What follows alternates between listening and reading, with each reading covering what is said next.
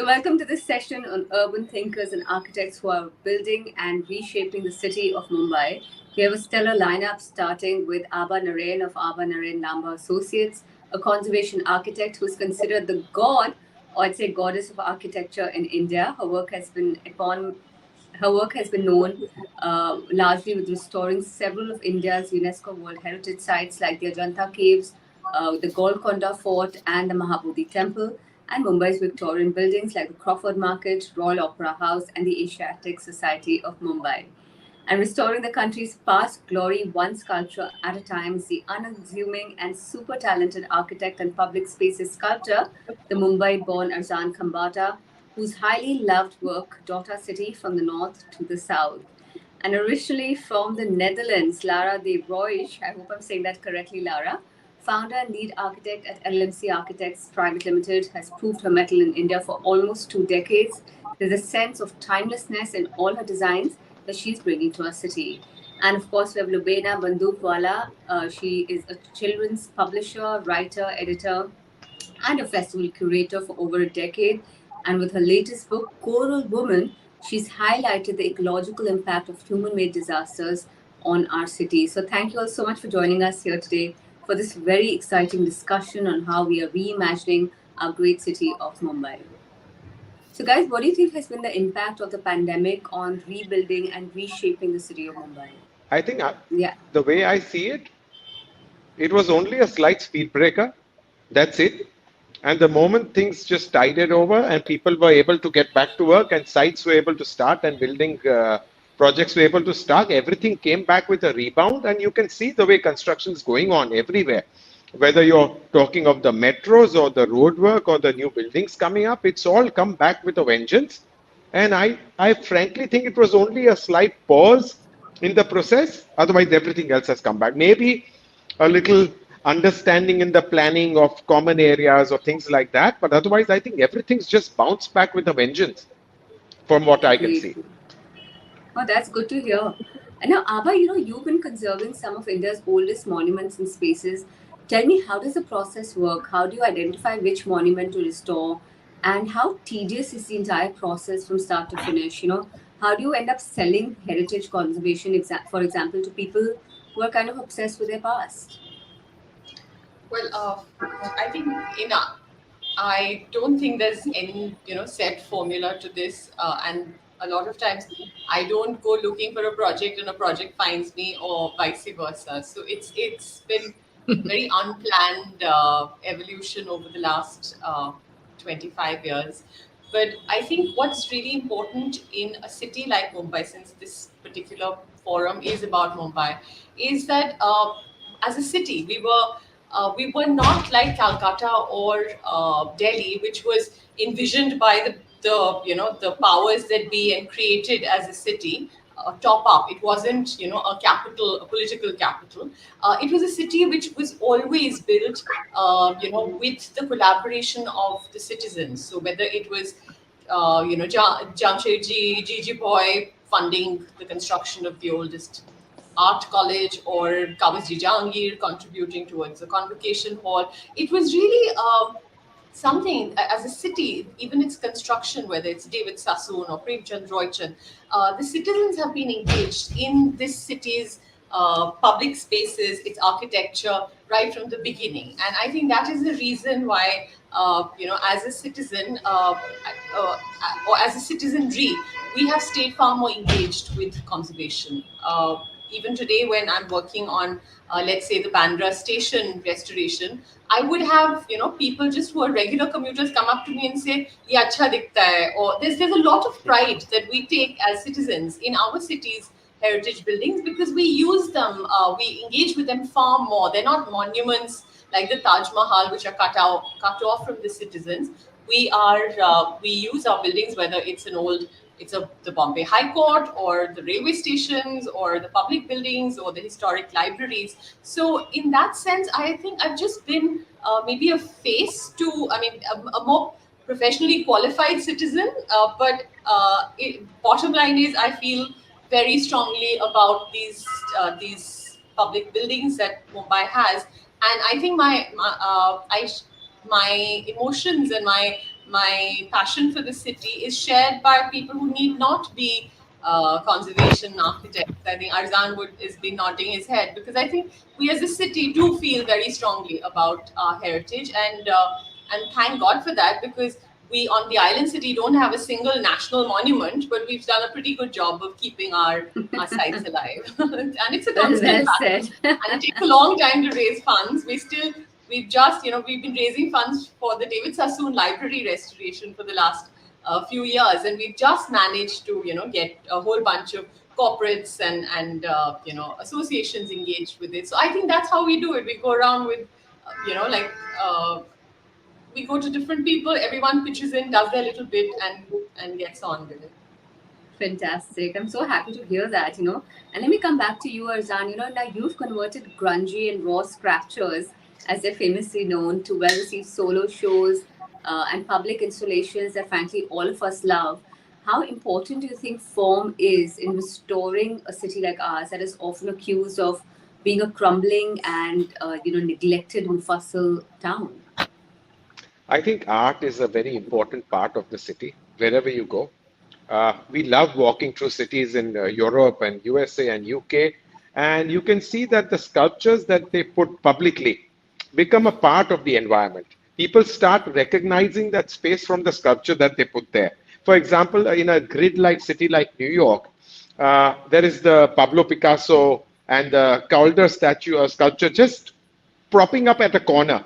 And when you're walking at the eye level where everything from the ground looks the same, it's just when you look up that you know that the buildings are shaped differently. But when you're walking in right angle streets, right angle by lanes, absolute right angle columns and all that, that is meeting you at every point, suddenly a sculpture that opens out with curves and color and all that gives you a respite. It gives you a breathing space, and you start recognizing that from that. So I was very happy to know that when I put my dolphins in Worli, the police started referring it to as the Dolphin Junction. They Oh, forgot the wow. name and they called it the Dolphin Junction. And then the INS Vikrant came up, they called that. Although I'm very happy to say that it's on a chalk that is called Dr. Salim Ali Chalk, which is also a very prominent thing. But there is nothing to signify a bird there or anything about Dr. Salim Ali. And the island belongs to the Navy, almost. So that's how the INS Vikrant came up, and now they recognize it with that. So I think it is extremely important to dot the landscape with sculptures, not only mine, you can call other artists also. but it is very important that the people, our public is, how you say, exposed to this kind of art. Our public are not used to going into the galleries because they have been giving that idea that it is very elitist and you can only enter the gallery if you are able to afford to buy the artwork there. It's not so. But if the art can't go to the public, if the public can't go to the art, let's get the art to the public. That's what we've been trying to do. And I think the Kalagora Festival is one sort of a solid step in that direction. So I think it's extremely important for local cooperators, for local bodies to recognize some spaces and put up sculptures pertaining to that space so they become breathers, breathing space within this large concrete jungle that we stay in. Excellent. I'm so happy to hear that. And let me then move on to Lara. You're a designer and you've been in India for almost 2 decades now. So Lara, good design we all know has a purpose to fulfill, right? It not only gratifies, but it elevates the nature of purpose in question. It establishes a connection with people. How can we create spaces in the cities that speak to our emotion and understanding and possess, kind of powerful and unmistakable personality and presence? That's a very interesting question because to honestly, if you look at any design or if you look at any location when you first visit it, it's very important to figure out the unique aspects which this location has. And design for the larger audience, you have to really consider every single user. So not only the commuter is there in the space, but also the people who actually work in it. But also from a different perspective, you can look at the same space from a children's eye. you can look at the same space in the mornings, how it is with the morning light or in the evening light. So all of these aspects will speak to our senses. And it's those senses that actually bring together the emotional quotients which any space or any design has. So when designing for a space, even within a space for an interiors or even an outside space in architecture, it's very important to consider all the users in all the different times of the day as well as the different seasons. And I mean the seasons are harsh here and different and quite different. I mean, I Right. come from the country where it rains 300 days in a year. So when somebody said, "Oh, can you design a bus stop for me?" I thought, "What rain is?" And then, after 4 monsoons, I was like, "Okay, I have no idea what rain was." So monsoon rain is completely different than drizzle rain in Netherlands, of course. Yeah. So yeah, That's fantastic. That's when great to when hear. tapping in And when tapping Lubaina, into your latest book, The Coral Woman, speaks of a potentially catastrophic environmental disaster that humanity is facing. With rising sea water temperature. I think everybody in Mumbai has been concerned. Everyone who lives in the city has been concerned about this at some point or the other. Now, your book tells us that over 50% of the world's coral reefs have died in the last 30 years, and up to 90% may die within the next century. So, what impact, Lubaina, will a disastrous ecological event such as this have on our city, and how can we avoid such an inevitable crisis? Um, wow. I wish I had those answers really. But honestly speaking, I speak to children. That's my job, basically. And Coral Woman addresses the notion that the corals are actually a thermometer that tells you the health of the ocean. And the ocean is telling us, boss, I'm really not well, you know. And if the reefs are bleaching in the Lakshadweep or the Gulf of Mannar, then it's like John Bell saying they're rolling for us. So I want children to start thinking about the fact that this human development that we are engaging on Mumbai's coast, are we viewing it through an outdated lens? Uh, are all of these things that were planned before but being executed now, really something that we should be doing? Is there any other way of seeing how we can protect our coast? Because it would be foolish for us to really see all of this happening and not do something about it, because it's not just what we are doing to the coast, but the rising sea levels are going to put paid to any of the development that we are having along the coast. So these are conversation starters that I want the future generations to start thinking of and start finding solutions to, basically. And certainly corals and what happens to them is of concern to us, because that affects us directly in how we view our island city. And in fact, I was just thinking that although we live by the sea, not all of us engage with the sea. Like how Abha was saying that we engage with our historical monuments. The sea is just there. We don't swim in it. We don't do water sports except sailing, which is like a small group of people.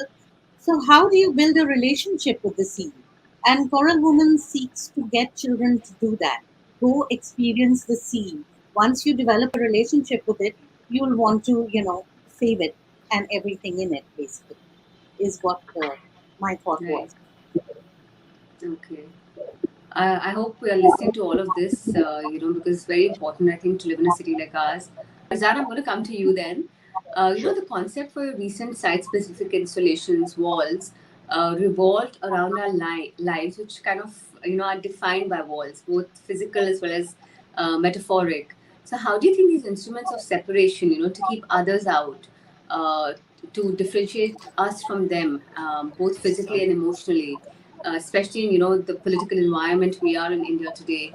How do you think all this can be removed as we slowly walk back to normalcy with the pandemic becoming an endemic?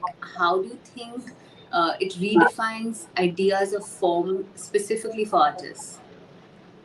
I think basically, yes, every artist has been affected in terms of his working pattern, with the ideas that they come up with after this pandemic. Number one, first of all, I think all of us compulsorily got to take a break and think. We are constantly working at our studios, we're working and all.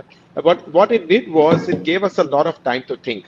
And coming back to the walls, so I read this wonderful saying that if you have a lot of food, build a bigger table, not higher walls. It's something that stuck in my mind, and I think that definitely the understanding of a human towards another human has changed a bit. I think there's a little empathy which has come about because everyone has sort of, for once, been under the same predicament. Everyone has been in the same situation, which is never possible in a daily form of life. You see people in different social stratas swaddling in different levels. Someone's walking on the road, someone's flying, etc., etc. This was once when all the humans were tied together in that same bubble.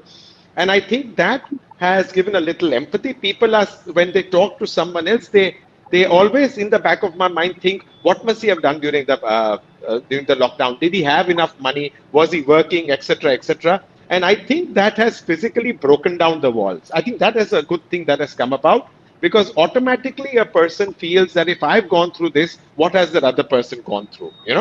So there, I think that little compassion has come about.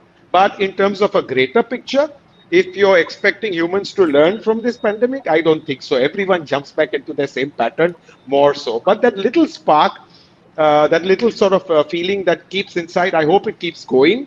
And I hope people, emotionally break down walls and connect better. That's what we are here for.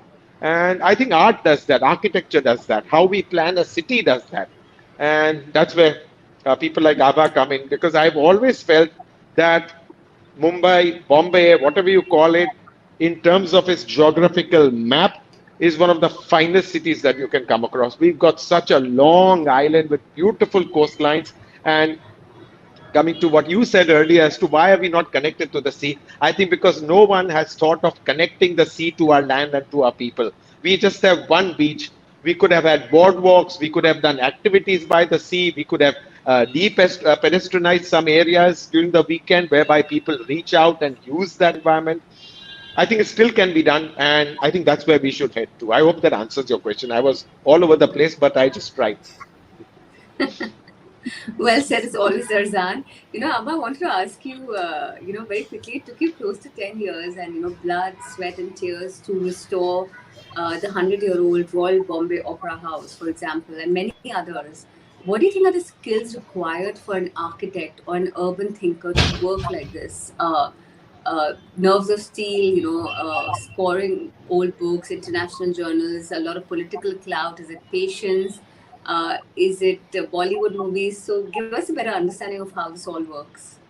I think you need a vision, B, you need a commitment, and C, you need a lot of perseverance, especially when you're working on the urban scale. Just to give you an example, we were appointed for the Crawford Market in 2007, and today it's taken us 14 years, but we hung on.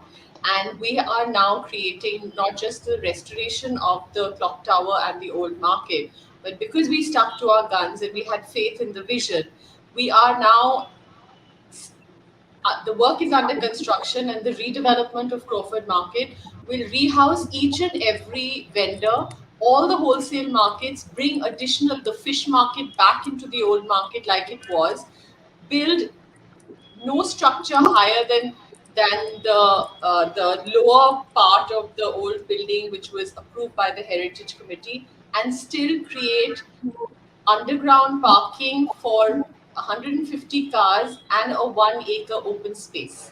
Now, I think when you said engaging with the city, what we have learned over time, and especially this has been very acutely understood during the pandemic, is that the city needs open spaces. And in each of our projects, we try and work with that. So in that crowded area of Crawford Market where people don't have any open space, there are no trees, we created within that heritage market a 1 acre pedestrian space. We are in our design for the Balasaheb Thackeray Rashtriya Smarak. We could have made a tall structure and a big statue, but I'm grateful to the trustees of the Smarak who agreed with our vision that we will keep the footprint of the building low, and instead of building anything tall, we actually took the whole structure underground and have retained every single tree and the open space as a public open space, so that in the mayor's bungalow where people were not allowed to enter, only VIPs could enter, this will now become a, an open place which will be a landscaped, a tree wooded area and a museum for the public. We are doing a similar thing in our approach to the new plaza design for the Gateway of India monument, which reopens the view of the visitor and the passerby and the tourist from, to the sea, rather than blocking the view of the sea as it was earlier, and keeping the footprint absolutely light. In the Haji Ali project, we just won a design competition for rethinking that opens, some additional space that has come out of the coastal road, and that land, 3.7 acres, we are rethinking as an urban garden. For the, our engagement with the sea, for the design of the Raj Bhavan Darbar Hall, the whole building is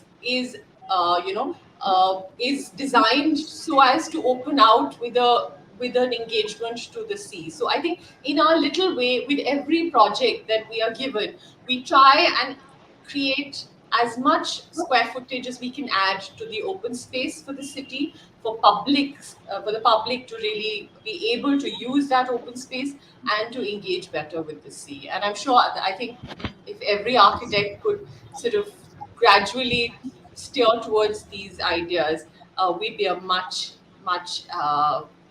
happier and an easier city to live in. That makes so much sense. I hope everybody's listening to this. I think I saw Arzan clapping there also in agreement. So I think we can all concur with what Abha is saying. And Lara, let me quickly come to you and ask you about design. Now we're seeing that design language is becoming more and more global. There are new methods and materials that are nurturing the idea of form and function.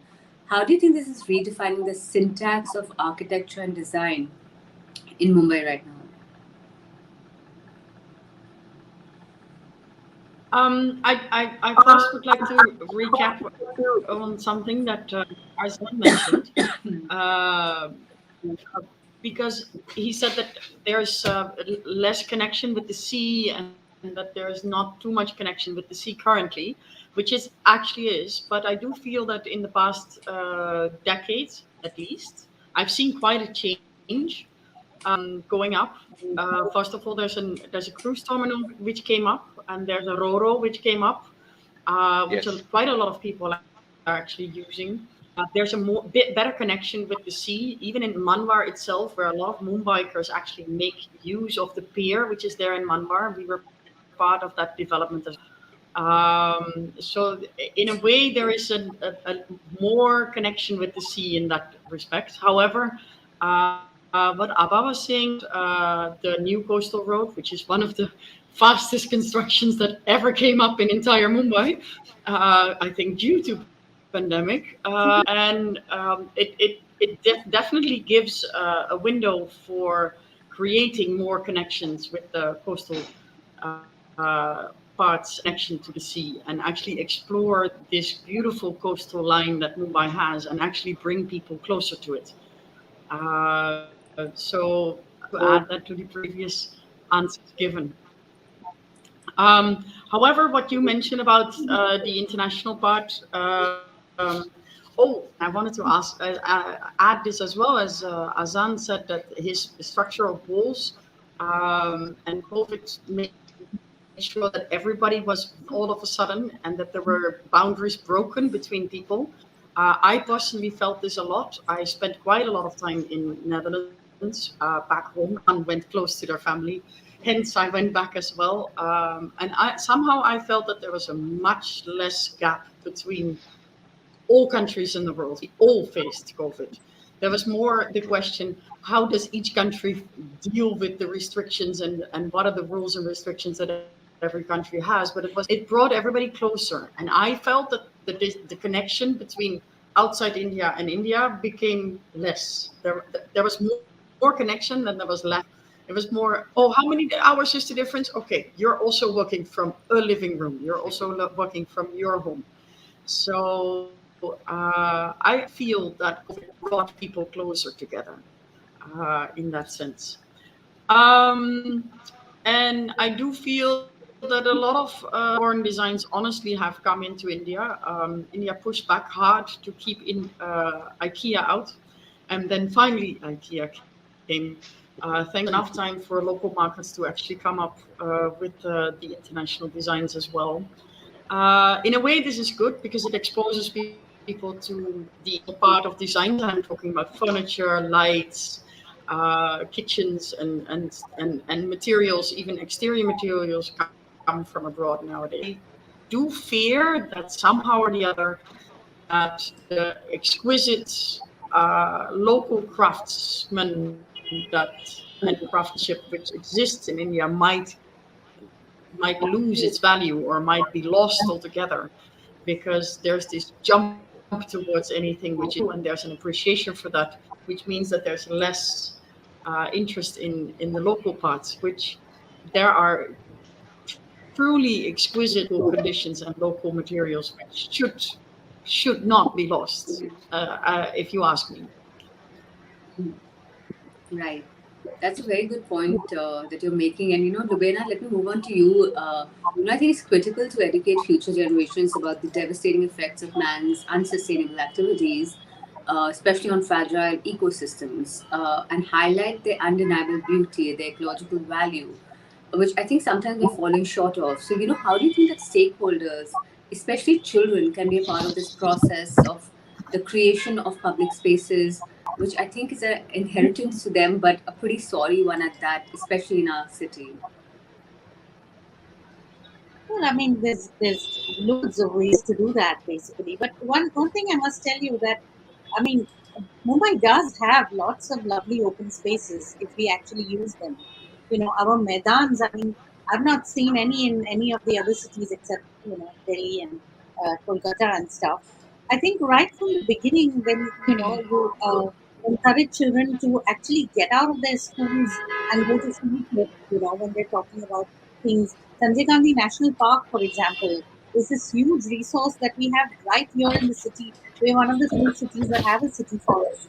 So you need to get the kids to whenever we do interactions with books in schools, we try and take them to these parks and do it all outdoors, do storytellings outdoors, nature walks outdoors. So they do make use of these open spaces, and I think that if you can actually we do tree walks. So if you actually connect with something that is outside your immediate environment, then you see a tree and you'll say, "Oh, I love this thing. Why are they cutting it down to make the metro?"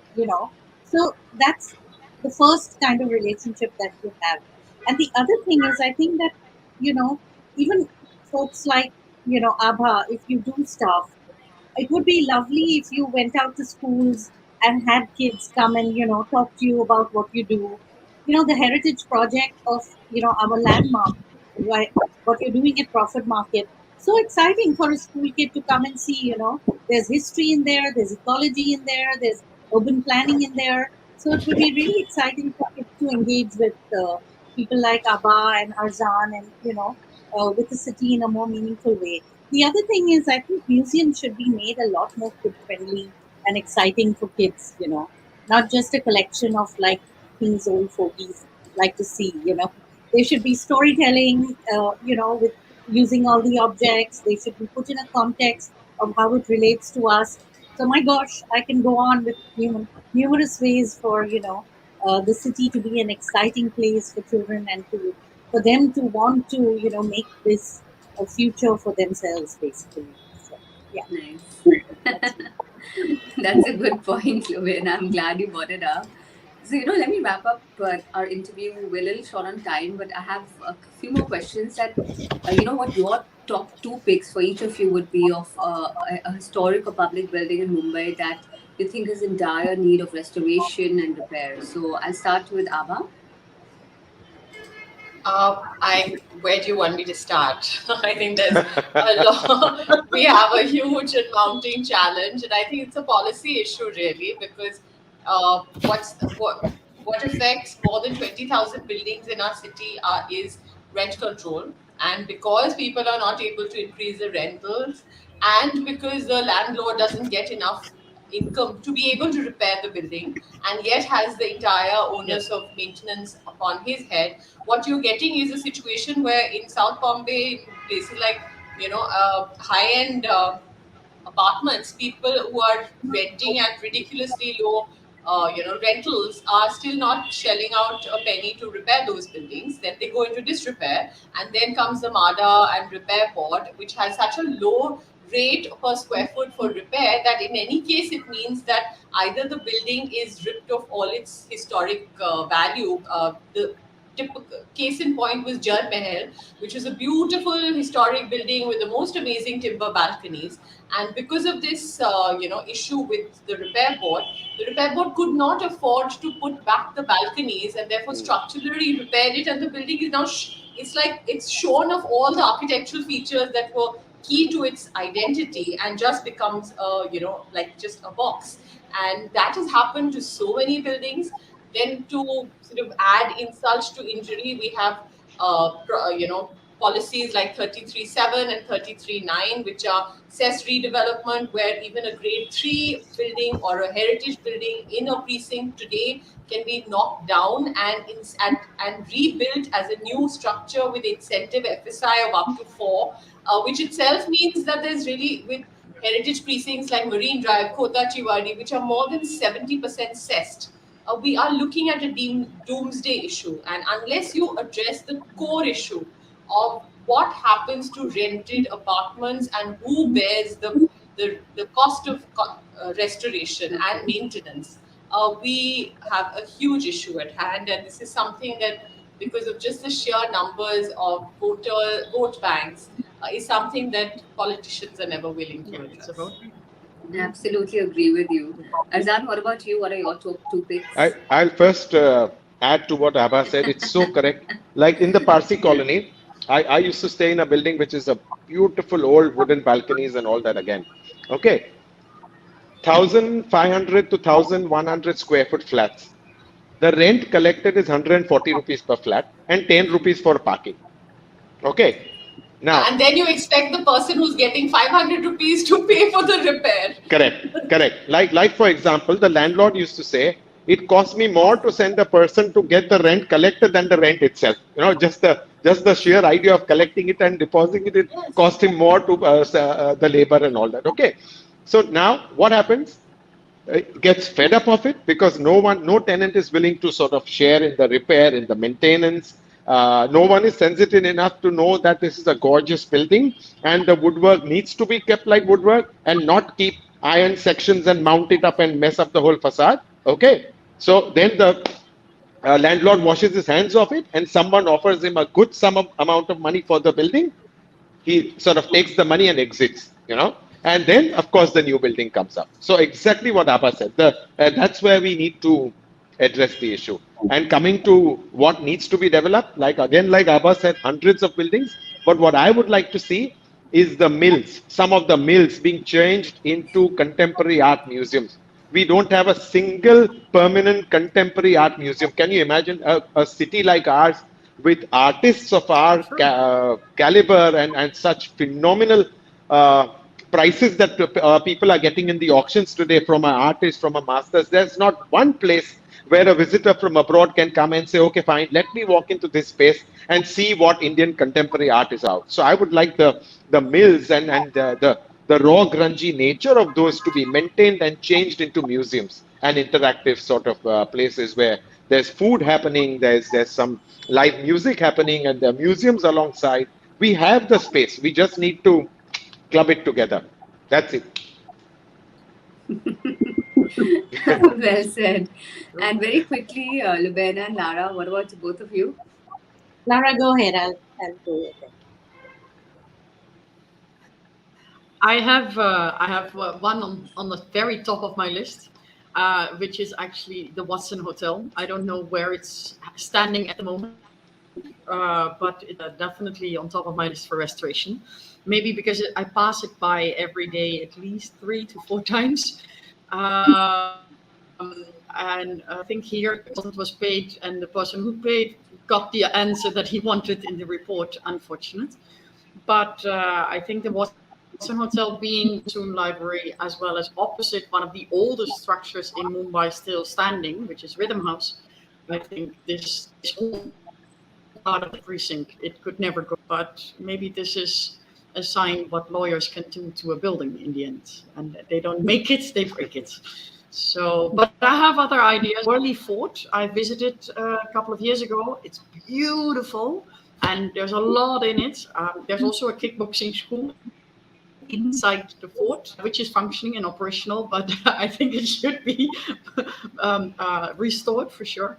And what I would really like to see is an urban plan, the fort area, because there was an original fort, and then there was a gate, so hence there was church gate, and then certain gates that led to a lion gate was also there because there was a lion statue.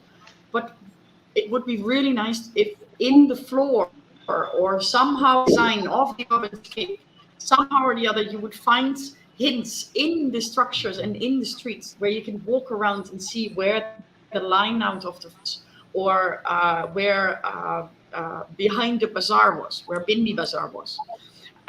It would be nice if in the urban scape that you could follow this and that you see the history in front of your eyes in the new buildings. So I would really like to see that. Okay, I'm going to very sorry quickly. We're totally out of time, so I'm going to Lubaina ask you very quickly the two really quick. Yeah. picks, and I have also what books you guys are reading right now. Any one book if you can pick. Sure. I want to tell you the areas that I would love. I don't know about restoration, but I would like access to, basically.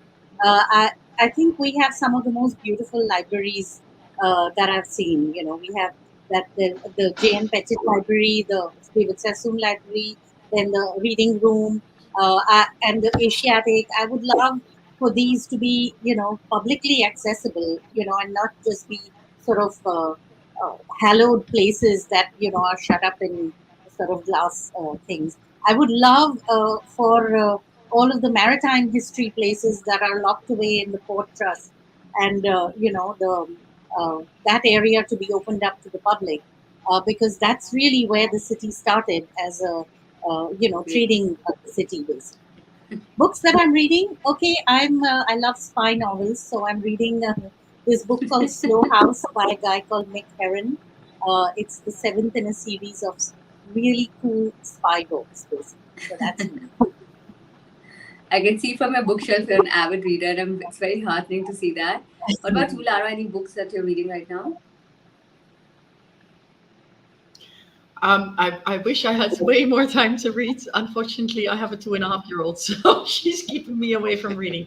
I have one book next to my next which I read every evening, around 3 pages of. Then I literally fall asleep.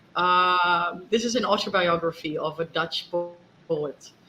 So it's not related to any work, but I really like reading biographies or autobiographies because you get to see the whole span of somebody's life, where they came from and which decisions they took and which brought them there. So it's and specifically when it's in retrospect and it's a biography, it's very interesting. So, and it gives you a lot of thought to think about. And Arzan? Me, not much of a reader. I'm more into movies and documentaries. I see that a lot. But there's one book called The Boy, the Mole, the Fox, and the Horse, which is an illustrated storybook. And it's got some brilliant calligraphy illustrations inside and such a simple, nice story. So I'm going through that. So in terms of books, I'm still chill on children's books. Okay. So not much of a reader. So.